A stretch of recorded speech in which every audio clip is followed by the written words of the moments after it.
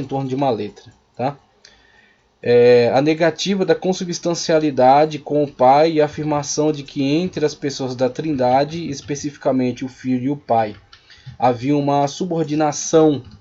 Não há subordinação na Trindade, mas apenas missão. Você tem a missão, como em missiologia foi abordado isso, a missão do Pai, a missão do Filho e a missão do Espírito Santo. Então o Pai que elaborou todo o plano da salvação desde antes da fundação do mundo. O Filho que é o Cordeiro que foi morto, tá? O Cordeiro que veio para cumprir nele mesmo, quando ele disse na cruz, tetelestai, está consumado.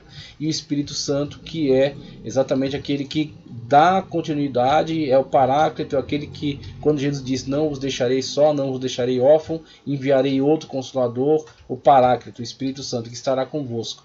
Então você tem a presença do Espírito Santo dando continuidade a toda essa obra, que convence o homem do pecado, da justiça e do juízo, que opera, né, esse processo salvífico concluído por Cristo Jesus, planejado pelo Pai, ok? Que você tem a missão, cada um tem uma missão específica, e não subordinação. Não há subordinação dentro da triunidade. Então, segundo esse herege, havia uma subordinação.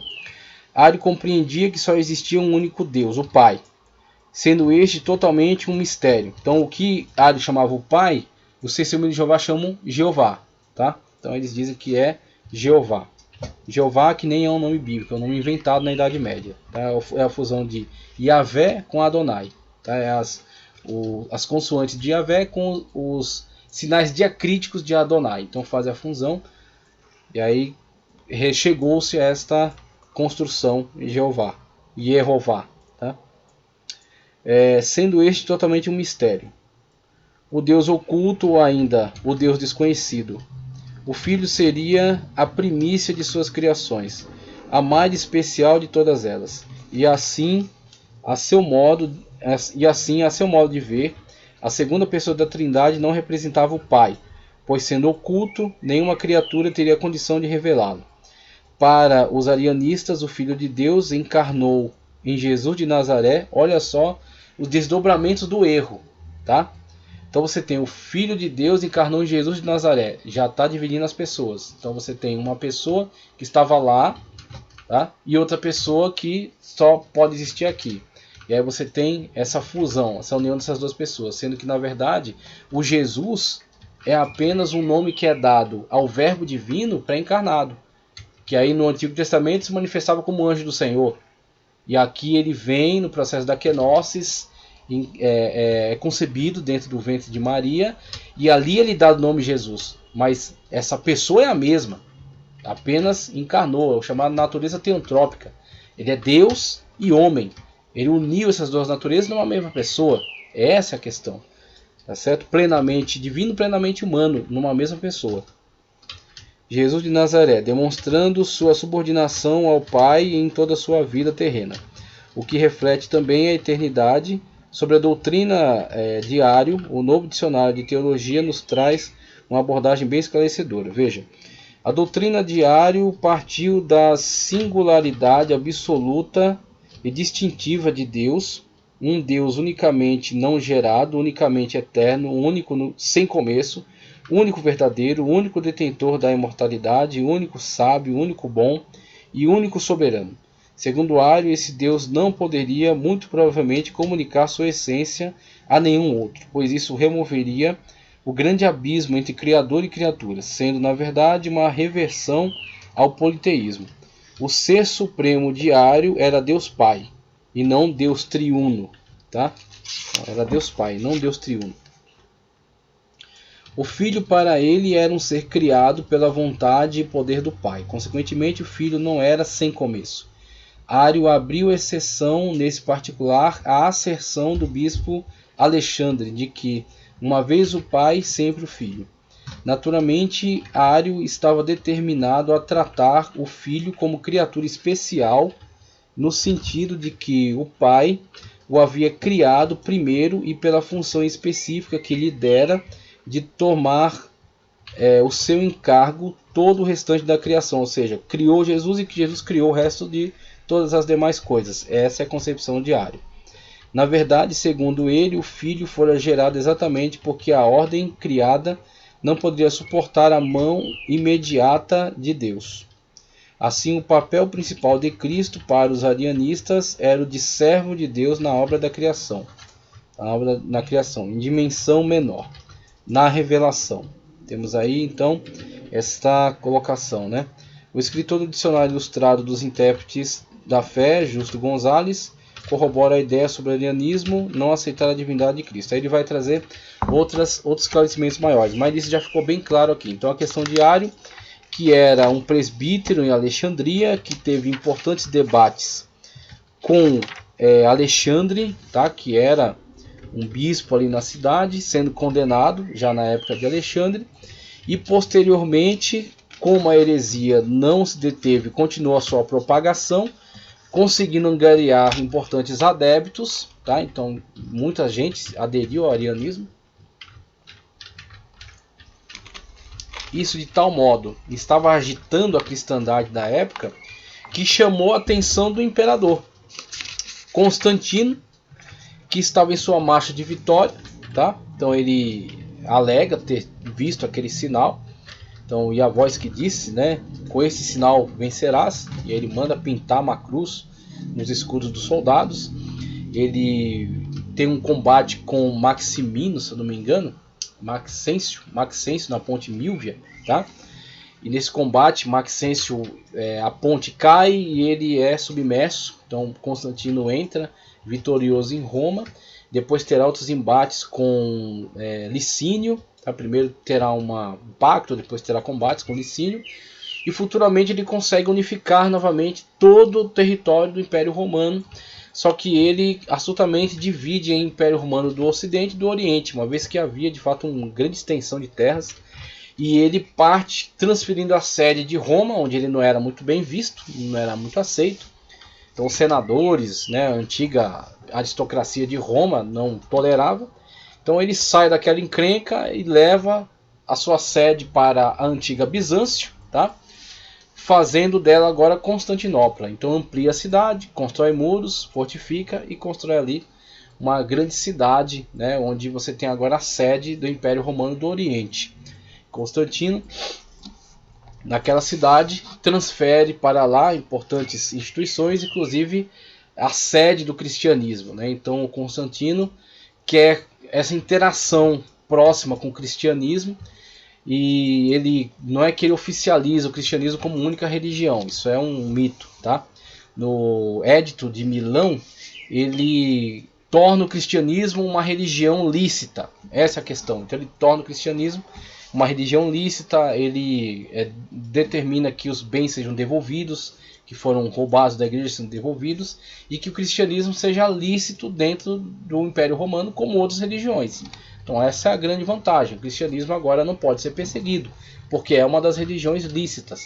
Agora, claro, uma vez que o imperador está sendo tão favorável ao cristianismo, isso vai atrair para o cristianismo muita gente que não tem nada de cristão e que vê nisso uma vantagem. O cristianismo, o imperador está meio que amigo aí dos cristãos, é um amigo do evangelho, como se diz hoje, né, e tal. Então muitas pessoas oportunistas vão se fingir de cristão agora, vão para o culto, né, vai querer dizer agora que é crente. Por quê? Para se tornar amigo do rei, né? O rei está beneficiando essa fé, então ele deve gostar dela, então vão para ela, vão fingir pelo menos que é cristão. Então isso foi um grande prejuízo para a igreja. Óbvio que isso foi um grande mal nesse sentido, mas no sentido do Édito de Milão foi muito benéfico, porque isso apaziguou, isso inviabilizou posteriores perseguições ao cristianismo, né? Agora o cristianismo vai crescer, vai se desenvolver, e dentro dessa questão você tem alguns embates que começam a incomodar, porque causa muito barulho, muita divisão, muitos debates, muita briga, tá? Então cria grupos antagônicos, e Constantino não gostou disso, porque ele tinha medo que isso interferisse na política. Então ele ainda tinha importantes inimigos a combater, inclusive o Império Persa, tá? Roma tinha uma dificuldade com isso, nas suas fronteiras, na Mesopotâmia. Então você tinha o Império Persa, que ainda existia na época, ainda era combativo, e Roma tinha outros inimigos como os germanos ao norte, tinha outros no território africano, se eu não me engano, os vândalos. Então tinha uma horda de bárbaros, hunos, visigodos, godos, tá? que circulavam ali pelo território tentando invadir. Então você precisa de toda a força, você precisa de toda a unidade para que mantenha-se esse império em pé. Tá? Então ele não gostou de ver essas escaramuças aí dentro desses debates nessa questão teológica. Então ele patrocina o Concílio de Nicéia. O Concílio de Nicéia vai ter a presença de importantes apologistas. Se eu não me engano, Atanásio já estava envolvido nesse concílio, né? Deixa eu ver aqui. Alexandre, Atanásio e Ócio. Então você tem esses importantes nomes aí envolvidos nos debates para refutar o arianismo, como de fato refutou. Atanásio foi um grande apologista que refutou o arianismo. Tá? Então o arianismo é refutado e vai ser desautorizado. Então não são autorizados pela Igreja Ortodoxa, pela ortodoxia cristã, são tidos como hereges. Tá? Então você tem agora essa situação deles serem marginalizados, né, serem decretados como hereges, mas isso persistirá ainda. Muitos ainda vão aderir a essa forma de entendimento distorcida, errônea, né? Mas a igreja preservará a ortodoxia contra essa invasão, contra essa distorção, afirmando a triunidade divina fundamentada, tá certo? Em referência àquilo que está expresso nas Sagradas Escrituras, tá certo? Está expresso de forma ampla nas Sagradas Escrituras, da verdade, da divindade do Pai, do Filho e do Espírito Santo sendo um só Deus, tá certo? 3 pessoas, mas um só Deus, 3 substâncias, mas uma só essência. Então eles vão aí elaborar, né, dentro desta afirmação. Então o concílio é patrocinado pelo imperador. Por quê? Porque ele não queria essas tretas acontecendo dentro do cristianismo. Mas quem resolve a questão são os apologistas. Então o imperador não debate nada disso aí. Inclusive ele é um cristão nominal, ele vai se batizar no final da vida. Então o pessoal começa com essa invenção. Não, porque a Bíblia foi influenciada. A Bíblia já estava circulando, tá certo? A Bíblia já estava pronta nessa época. Constantino não tem nada a ver com a Bíblia, tá? A Bíblia Sagrada já estava presente dentro das comunidades e futuramente ela é reunida numa coleção. Então ela já tinha esta questão da autoridade, da canonicidade, já era reconhecida, tá? Então o que a igreja faz não é conferir canonicidade, é reconhecer canonicidade. As comunidades já reconheciam e agora ela será reunida. Tá? Então Constantino não tem nada a ver com isso, a Bíblia já estava pronta. Ah, porque Constantino obrigou todo mundo a ser cristão. Mentira, o Edito de Milão não trata disso.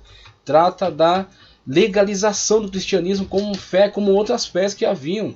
Como o paganismo romano, que já estava presente, e outros cultos de mistério, o judaísmo, então tudo isso aí já estava presente. O cristianismo agora também é uma religião oficial. Tanto que na inauguração de Constantinopla você tem um sacerdote pagão e tem um sacerdote cristão. Então como é que o cristianismo foi a única religião se você tinha essa realidade, essa situação? Então em Nicéia o imperador patrocinou, mas quem resolveu a questão foram os apologistas, que debateram com Ario e venceram. E foi decretado então que o arianismo é uma heresia. Tá? Por volta de 319 da era cristã, um presbítero de Alexandria começou a propagar que só existia um Deus verdadeiro, Pai eterno, princípio de todos os seres. O Cristo Logos havia sido criado por ele antes do tempo como um instrumento. A galera gosta de usar aquele texto de Colossenses, né? Que ele é o primogênito de toda a criação. Eu já expliquei isso e explico de novo. Primogenitura naquele contexto não diz só a respeito, não é só um termo cronológico que nasceu primeiro. Por quê? Porque o termo primogenitura é aplicado em outros contextos, como por exemplo, Deus chama Israel de primogênito entre os povos. Mas Israel é o primeiro povo? Óbvio que não. Israel surgiu posteriormente, só com Abraão. A partir de Abraão, Isaac, Jacó, os 12, tá? Dos 12 se multiplicaram, se tornaram uma grande nação. Então, a partir de Abraão. Existia povo na época de Abraão, vários, egípcios, babilônicos, não, sumérios, tal. Ainda já havia começado a surgir os babilônicos, sim, primeira Babilônia, depois segunda Babilônia. Então vai ter elamitas, tá? Orrianos, hititas. Já tinha diversos povos, gregos, tá? Diversos povos existiam antes de Israel. Então como é que Israel é primogênito dentre os povos? Porque primogenitura não fala só de ordem cronológica, fala de ordem de prioridade. Então por que Israel é o primogênito entre as nações? Porque é a primeira para Deus. é a principal para Deus. É a nação que Deus elegeu para ser seu povo. Pronto, então não interessa se as outras vieram antes. Esse é o povo que eu elegi. Através dele eu vou manifestar. Vou mostrar para as nações o que é adorar um verdadeiro Deus. E quem é o verdadeiro Deus e o único Deus. Ok? Então essa questão da primogenitura não é só ordem cronológica, é ordem de prioridade. E Jesus é o primogênito em que sentido? No sentido não cronológico, porque ele não tem início. Ele não tem princípio. Ele é eterno, ele é Deus. Mas no sentido de prioridade. No sentido de que ele sim... Tudo é em torno dele. Sem ele, nada que foi feito se fez. Pronto. É nesse sentido que é tratada a lei de primogenitura. E não de questão cronológica, porque ele não tem início. Ok? Então, essa questão que é colocada ali.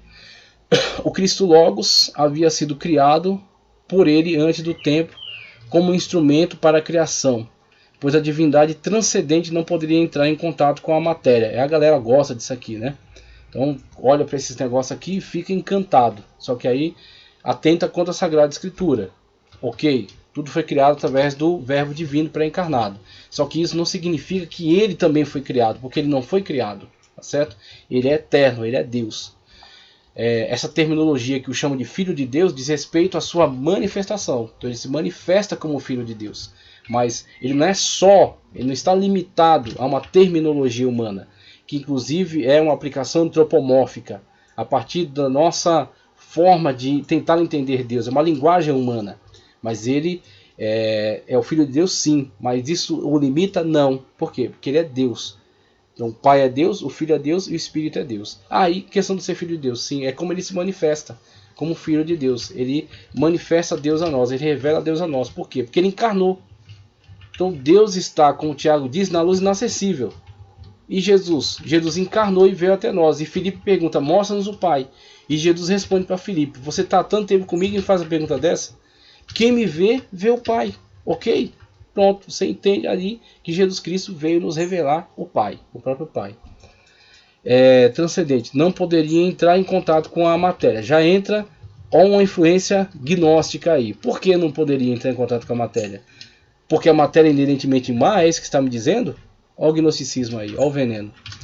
Cristo inferior e limitado não possui o mesmo poder divino, situando-se entre o Pai e os homens. Então, a baboseira é diário, que foi refutada dentro do Concílio de Nicéia, depois de Constantinopla, tá? Por Alexandre, principalmente Atanásio. Atanásio, até um livro que eu ia pegar aqui, pensando que era de Eusébio. Ah não, que é de Crisóstomo. São João Crisóstomo, tá? Depois eu mostro para vocês o livro de Atanásio, onde ele faz essa refutação, ok? Temos então aqui nessa coluna Ário, presbítero de Alexandria, IV século. Então questionava a genuína divindade de Cristo. Cristo foi o primeiro mais elevado a ser criado. Aí homoisia e não homoousia, tá? Homoousi ou homoiousis, tá?